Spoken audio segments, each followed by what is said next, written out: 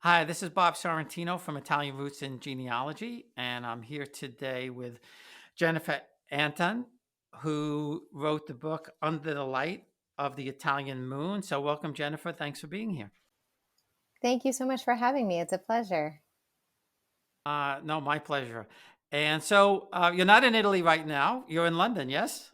Yes, I'm in London. So we live in London. Our daughter goes to school in London, and then we have a place in Italy, just on the western shore of Lake Como. So we spend a lot of time there, and then the rest of the time we're based out of London, but originally from Chicago, Joliet, actually. The Blues Brothers.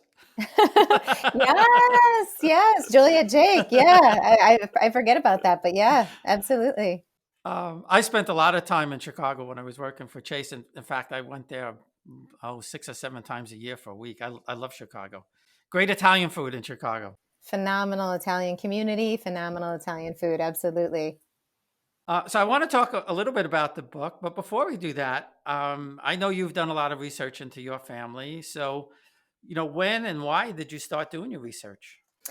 Yeah, so my research really started, I think my interest was piqued back during the time when I was in high school, when I started to study World War II.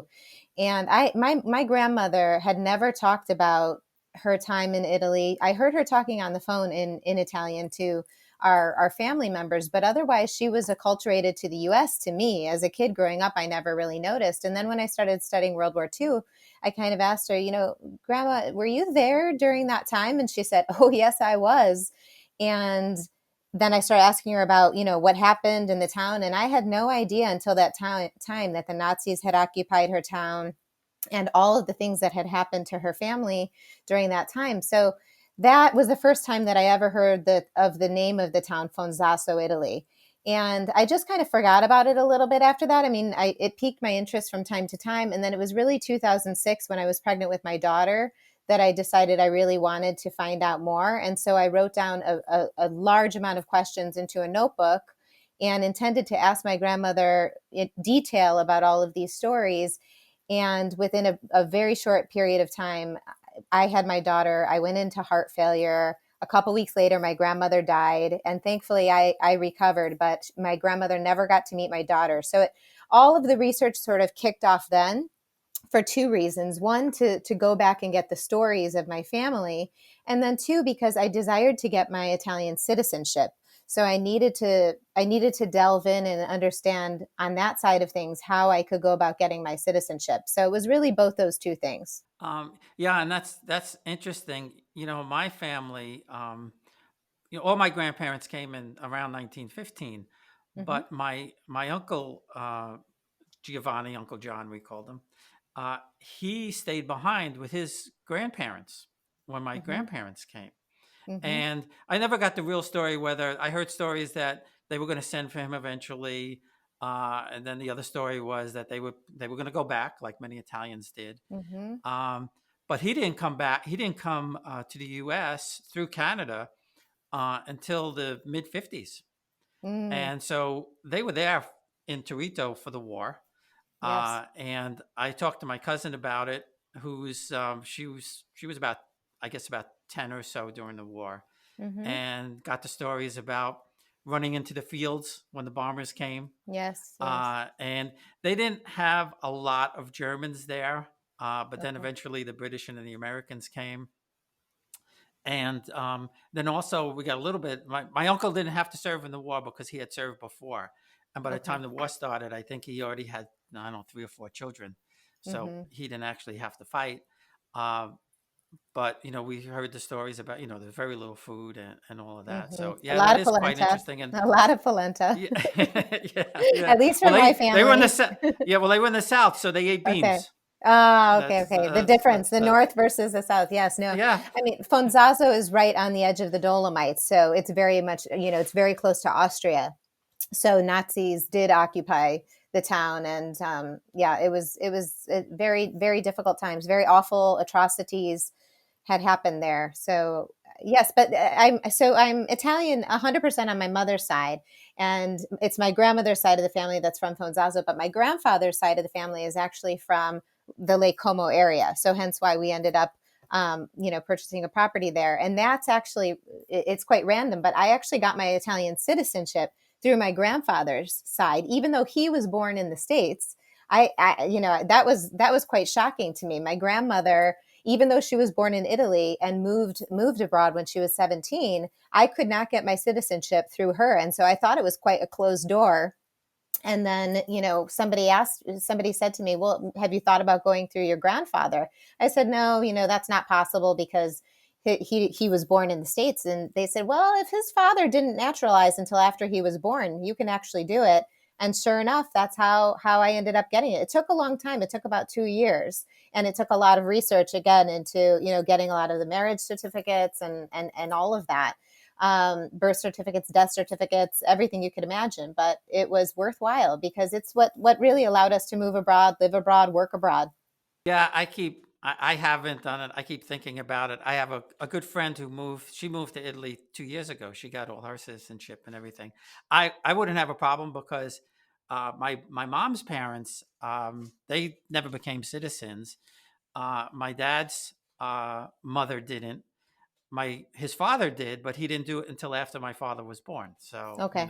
So you're I Italian. yeah, I wouldn't have any problems at all. I've been talking. We were supposed to go, and I had a thing set up, and the person that's setting it up for us, we're hoping we're going to go this year.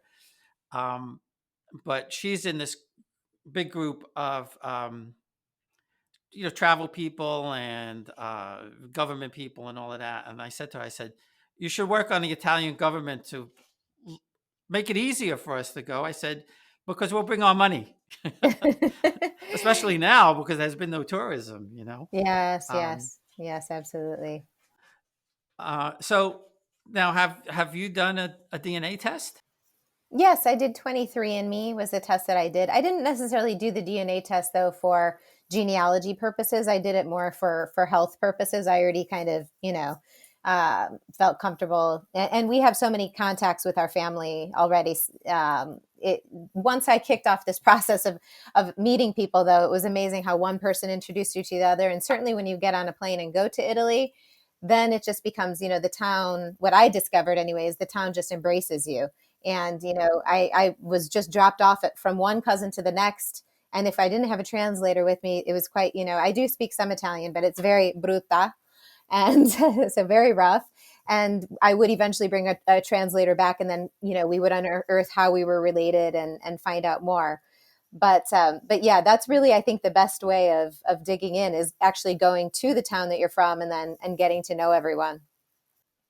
Yeah, and like I said, we were supposed to go, and I never knew. And Torito, I maybe some distant relatives there, but on my dad's family, uh, especially his mom, there were only two people that came to the United States: my grandmother and her aunt, Okay. and the rest of the family is still there. So when I started doing the research, I just and her name is a very uncommon name. It's Piramalo, Okay. um, and because it's from a noble family, there aren't a lot, and everybody who's there are my cousins. So as I was going through Facebook, I started unearthing all of these people, and I said, "Well, this is my great great great grandfather," and they said, "Yes, we know who that is," and Hmm. we were supposed to have a big lunch with 20 of them, third and fourth cousins, and Hmm. like I said, hopefully we'll be able to do that. But it's interesting with my dad's family because the Sorrentinos were fairly well off in Naples. Hmm. Like I said, my grandmother comes from two noble families, one much more noble than the other. And the lesser noble family has kind of embraced the American cousin. Okay. But the Cracciolo, which is very ancient family, they're still like, well, we don't know. And even though Hmm. I sent them birth certificates of my grandmother, my great grandmother, they're Yeah. still not buying into it at the 100% yet. Yeah, well, Um, you can understand. I mean, gosh, I remember when we connected with people abroad, and the first time we moved, we were actually followed by that TV show House Hunters International. So when we oh, went to really? yeah, so Oh, when we went cool. to visit some of my cousins in Lake Como, we told them, just so you know, we're bringing a film crew and da da da da da. And I think they just thought, wow, our very calm, chilled, provincial life has now been blown up by this crazy American cousin who comes and like knocks on the door, and then we hit like hug and everything, and then it's like, wait, tape that again, and then you come. So we knew them. We had been in contact with them before, but it just cracks me up how I do think we kind of disrupt. But I mean, for the most part, I think they enjoy it. It brings some fun, and the family connection is so strong that they're just so pleased to meet most of the time, right? Maybe on one side they're still unsure or uncertain for you. Um, yeah, and I think they'll come around once we get there. So what were the most amazing things that you found out when doing your research?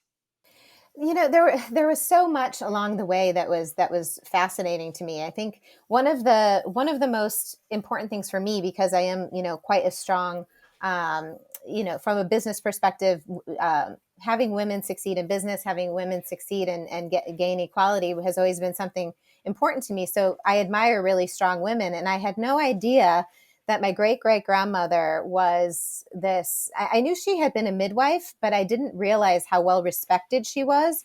And she had been sent to the University of Padua to study and actually learn properly the training for midwives. So that was quite rare. Usually things were passed down through families and so forth. And then when I started hearing more and more stories about her, I was truly fascinated. So during World War I found out a story about her, how, the doctor came in the middle of the night and said, I need you to come with me to a birth up in the mountains. And do you have your gun? And she said, I don't need my gun. I have my cross. She was so fiercely Catholic that and she was a big woman. She was a very robust woman. And she said, I don't need a gun. I have a cross. That's how strong her faith was. And then I also found out that right before she died, a negligence claim was brought up against her by a husband who he was an abusive husband. And when she helped the baby, helped with the birth, the baby and the mother passed away, and a negligence claim was brought. And this, of course, was during the time of Mussolini. He was bringing a lot of new laws in place to encourage births, to make it difficult for women to understand how not to have babies. He wanted the population to grow for the sake of the empire and for the sake of the ability to have men to fight.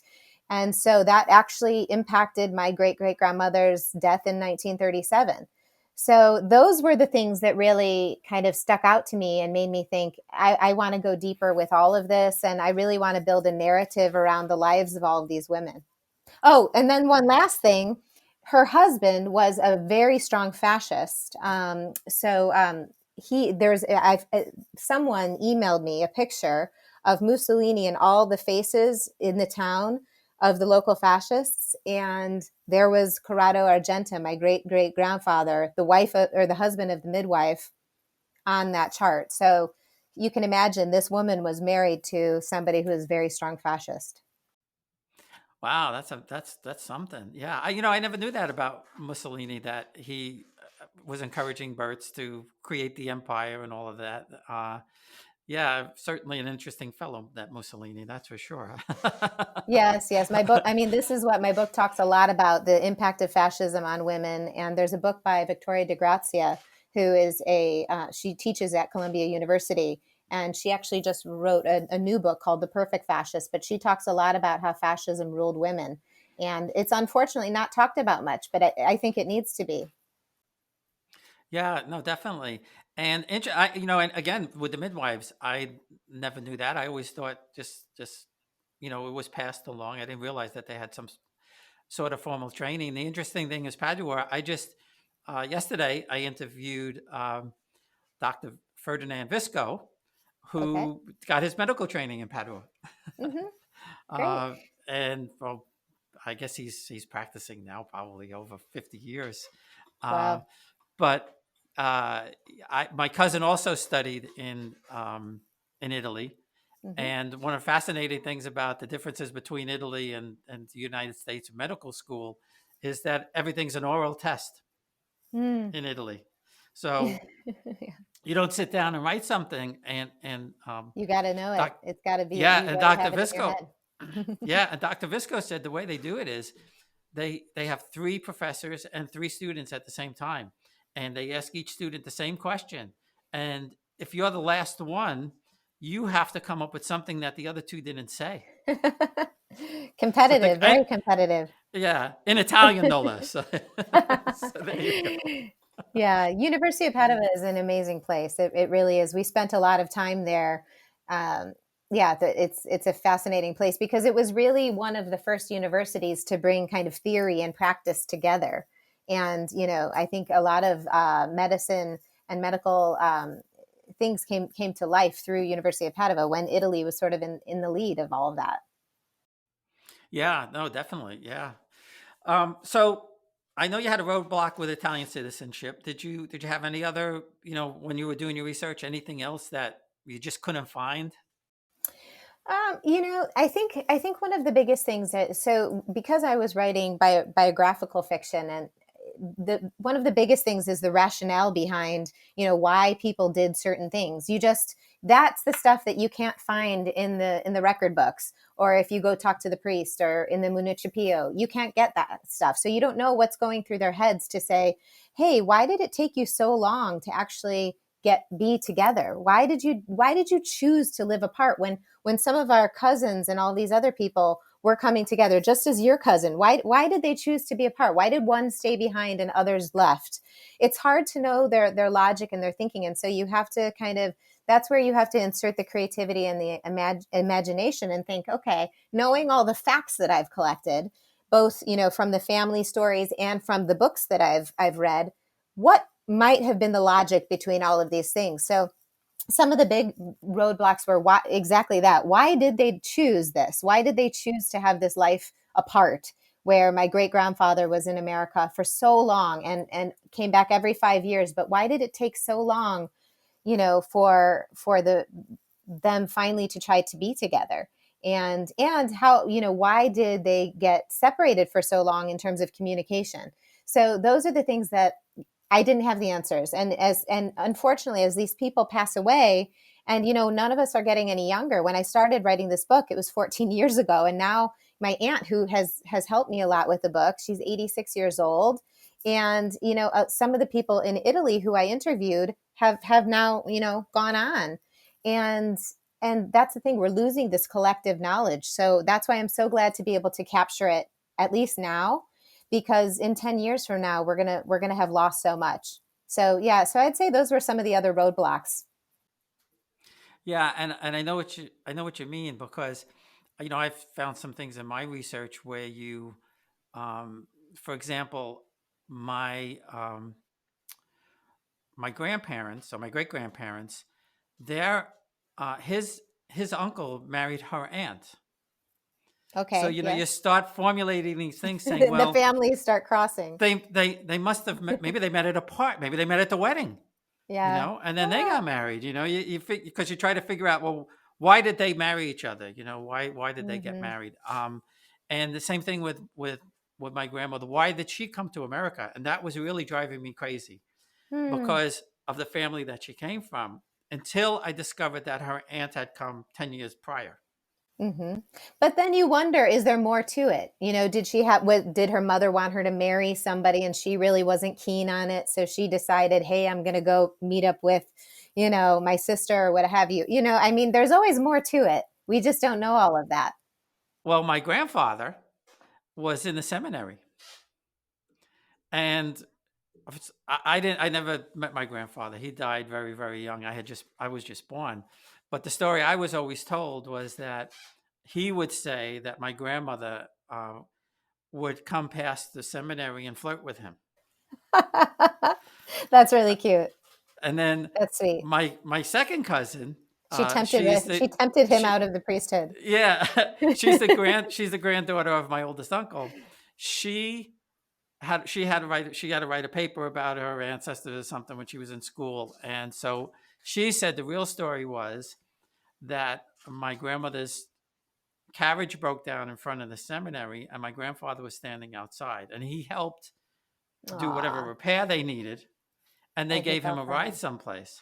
And she uh, he wasn't in the same class as her. They were well up, but he certainly was in the same class as her. So that, like to your point, Mhm, that kind of crossed my mind too, that there may mhm, have been something going on. And I believe by the time my grandparents got married, my great grandmother had already passed away. She died at mhm. 40. She was very, very young, Yeah, that's very and young. she died. I think she was 41 when she passed away. So she probably wasn't even involved in any of that. Um, so uh, I was going to ask you if you visited Italy, but we know you have a place there, so that's fabulous. Yes, I keep we looking. go a lot. I I keep looking for some place to buy, but we'll see. I mean, I'm a little bit older, so I don't know if that's going to Yeah, happen. yeah. Well, it's a great place to retire. Yes, yes, indeed, yes, indeed. So let's talk about the book. What what really prompted you to write the book? And is it just about your family, or is it just about strong Italian women in general? What prompted me to write the book was really trying to get the answers to these questions that my grandma left unanswered. And then it first started off as research. And then as I started hearing all these stories, I realized that there was a love story and a story of female resilience within this that I really wanted to create.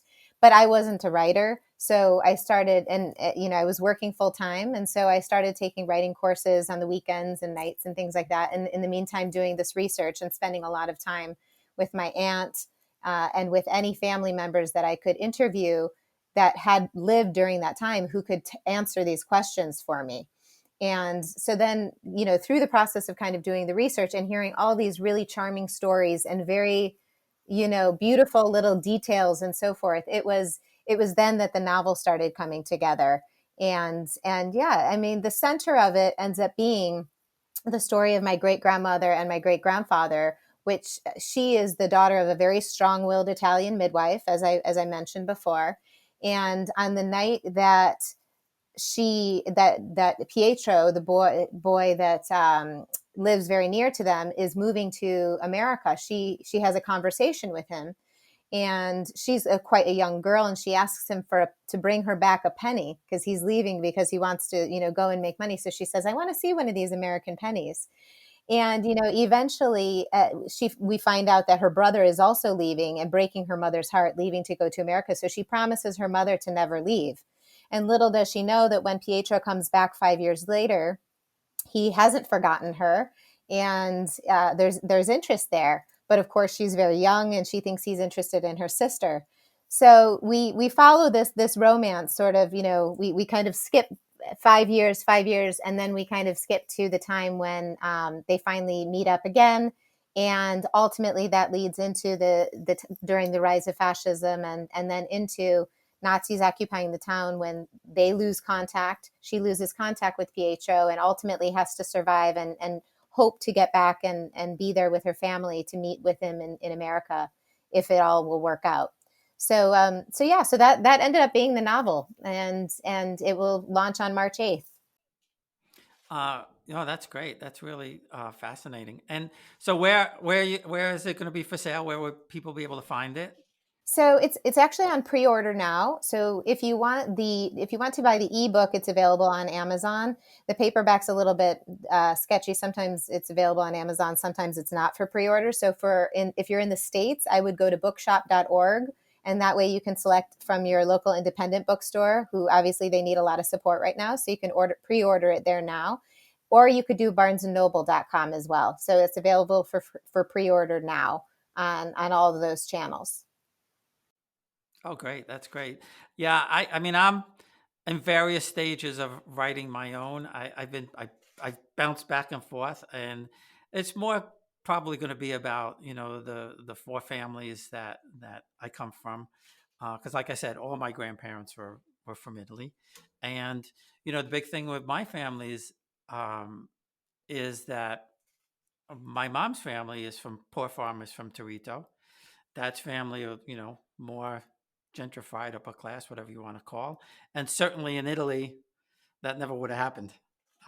They never would have met, mainly because they would have been from different places. But Um, one of the interesting stories from my uncle, uh, and I really like to work with my cousin on this a little bit more. But my cousin, before my uncle passed away, my youngest cousin spoke with him in Barres and did an interview and recorded all of that.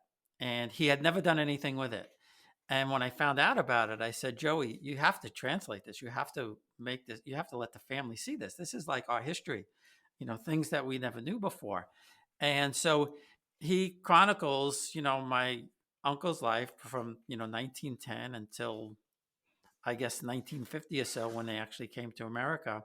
And they had to spend 5 years in Canada because even though um, even though my all his parents lived here for years and all his brothers served in the military during World War II, he couldn't just come over. He couldn't just come over. Interesting. Yeah, yeah. I mean, first of all, having those recordings are those are gifts. I have so for book number two, coming out of all of this, somebody now my cousins have sent me recordings for another character who was in the book, and so it was obvious that she made these recordings because she probably wanted her story told. So I would say, if that recording is made and you have it, then you have a mission that you've got to get that story told.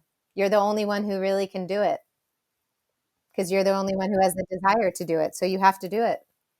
Yeah, and that between that and interviewing my oldest cousin who talked about when the Americans came and all of that. Um, the and the interesting thing from that family too was that um, even within the class structure within Torito, my uncle said that when he wanted to marry my aunt, or he was trying to see my aunt at the time, and her family did not like him because he wasn't, even though they were still farmers, he wasn't quite the right person for their daughter at the time, and he they actually owned a house. My great grandparents owned a house, and which was something. It's even my cousin said that was not very usual. Um, but when my uncle came back from the army, um, things had changed a little bit. Maybe there weren't as many men around. Maybe the daughter was older. Whatever the case may be, they gave their blessing, and my uncle was able to marry my aunt, and the rest is history, I guess. But even that class structure within those families, that was amazing to me. My family was definitely rural, but because of my great great grandmother being a midwife, there was something more there. Because obviously when she would go and bring these babies, then she would get gifts, and usually not paid in money per se, usually paid with a chicken or something. But it allowed them a slightly better life than everyone else, and certainly with my great grandfather sending money back, and you could do a lot with that. Being able to have somebody in America sending money back, that really made you have more money than those who were around you. So yeah, that meant that you had to take care of those around you, or you had to, everybody was still working incredibly hard.